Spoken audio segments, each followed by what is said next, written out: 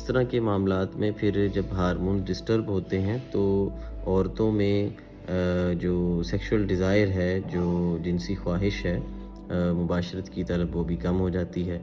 تو اس حوالے سے پھر مردوں کو بڑی ساری شکایات ہوتی ہیں، اور بعض لوگ واٹس ایپ پہ ہمیں رابطہ کر کے تو یہ مطلب اپنے ایک دکھ کا اظہار بھی کرتے ہیں۔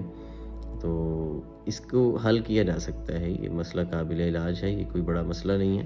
ہارمونز کی بے ترتیبی ہوگی، اور جب آپ خلط ملط کر دیں گے، خون کے مزاج ادھر ادھر ہوں گے، تو یقیناً اس کے سائیڈ ایفیکٹس بھی ہوں گے، اور اس کے لانگ ٹرم سائیڈ ایفیکٹس ہوں گے، اور ان کو ریکوری کی طرف لانے کے لیے یقیناً ایک قابل طبیب ہی اس کا علاج کر سکتا ہے۔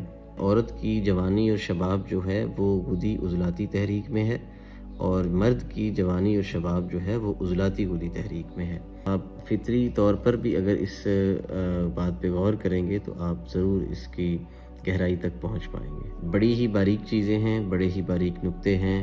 اللہ پاک سے دعا ہے کہ اللہ ہمیں ان کو سمجھنے اور فطری طور پر اپنے مسائل کو حل کرنے کی توفیق دے۔